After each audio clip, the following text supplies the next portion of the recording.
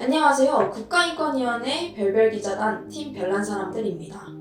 저희가 오늘 다룰 주제는 바로 노인의 사회적 소외입니다.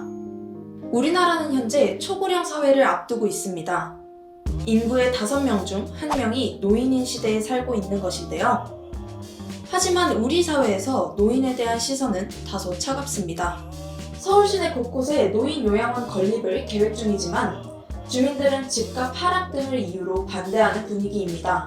즉, 사람들이 시니어를 위한 기관을 임비시설로 인식하고 있다는 것인데요. 시내 노인의료복지시설은 2018년 512개에서 2022년 491개로 줄어들었습니다. 이로 인해 서울에 혼자 일상생활을 하기 어려운 장기 요양 인정 1, 2등급 2만 2천여 명 중 20% 정도가 시설에 입소하지 못했습니다. 나아가 노인 폭행 및 상해 사건이 빈번하게 발생하고 있습니다. 보건복지부 노인학대 현황 보고서에 따르면 2015년부터 2022년에 이르기까지 학대 피해 노인 신고 건수는 지속적으로 증가하는 모습을 보이고 있습니다. 사회에 존재하는 노인은 늘어나지만 정작 노인에 대한 복지는 떨어지고 혐오만이 남아있는 상황입니다. 노인에 대한 사회적 인식은 확실히 긍정적이지 않은 것 같습니다. 최근 노키즈존에 이어서 시니어존이라는 단어가 생겼다는 걸 들은 적이 있는데, 이러한 사회적 행태를 보면 노인은 젊은 세대들에게 싫은 소리를 하는 존재로 여겨지고 있다는 생각이 듭니다. 보통 노인이라고 하면은 수동적이고 그냥 혜택만 받아가는 그런 능동적이지 못하고 우리보다 항상 약한 존재로 바라보는 그런 시선이 아직은 있는 것 같습니다. 그렇다면 왜 노인들은 혐오와 학대의 대상이 되었을까요? 보건복지부에서는 노인 학대의 유형에 대해 신체적 학대, 정서적 학대, 성적 학대, 경제적 학대, 방임, 자기방임, 유기 총 7가지로 분류하고 있는데요. 한 논문의 연구 결과에 따르면 노인들을 대상으로 학대 발생 경험에 대해 조사했을 때 정서적 학대가 가장 높은 수치를 기록했으며 경제적 학대가 2번째로 높은 수치를 보였습니다. 따라서 저희는 크게 정서적 측면과 경제적 측면, 이 2가지에 주목해 노인 혐오 원인을 조사했습니다. 먼저 정서적 측면입니다. 현 시대는 뛰어난 과학의 발전을 이루었습니다. 이제는 더 이상 스마트폰 없이 생활하기엔 너무나 많은 제약을 안게 되는 상황이죠. 1020 세대는 미디어와 함께 자라온 세대이기에 더욱이 이러한 상황에 빠르게 적응했습니다. 그러나 시니어층에게 기술의 발전은 미지의 영역이었습니다. 기존의 삶의 방식과는 전혀 다른 모습으로 너무나 빠르게 변화한 것입니다. 실제로 키오스크 주문이나 스마트폰 사용을 어려워하시는 어르신분들을 자주 마주할 수 있습니다. 이러한 기술 이용의 차이는 단순히 생활의 불편함만을 가져오는 것이 아닙니다. 공간의 분리가 발생해 오프라인 매장에서나 가상 공간에서 기술을 사용하지 못하는 노인분들은 공간을 함께 이용하지 못하는 것입니다. 이로 인해 문화와 세대가 구분되고 서로를 이해할 수 없는 상황에 이르게 되는 것이죠.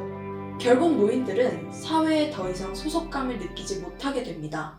나아가 비난, 모욕, 위협 등의 언어 및 행위를 통해 정서적 학대와 혐오를 받습니다. 노인 학대 유형 중 가장 빈번하게 발생하지만 명확한 피해 사실이 드러나지 않아 장기적으로 학대가 지속될 가능성이 높습니다.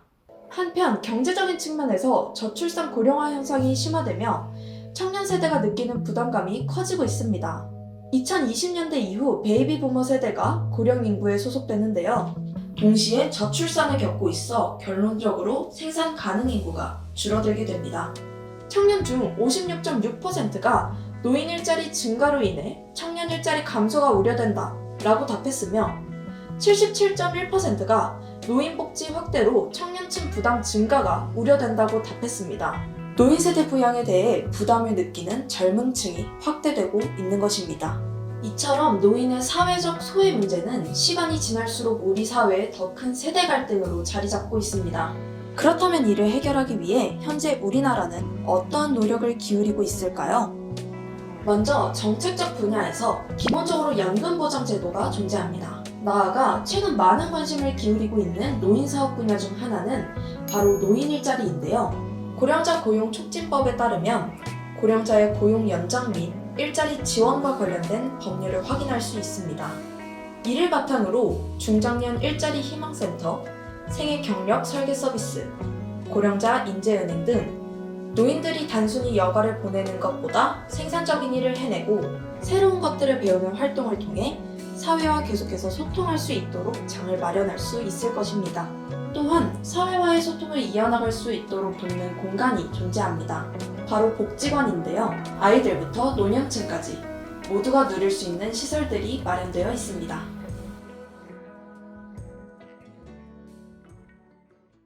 아무래도 청년 세대는 직접 정책을 만들거나 시행하기엔 어려움이 있다 보니 사회적 인식을 바꾸는 것에 기여할 수 있다고 생각합니다. 청년 세대에서 노인을 사회의 한 동등한 구성원으로 인정하게 된다면 필히 사회 제도에도 긍정적 변화를 일으킬 수 있을 것 같습니다.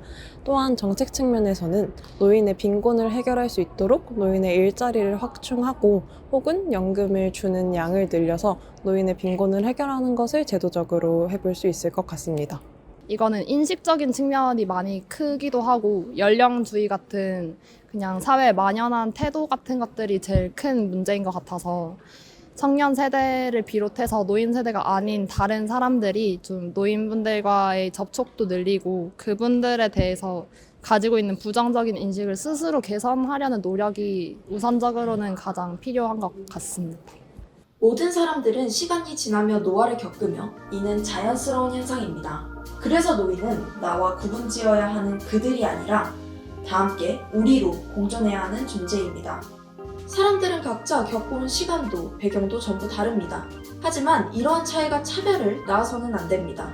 다름을 인정하되 이를 극복하여 함께 할 수 있는 방안을 끊임없이 모색해야 할 것입니다.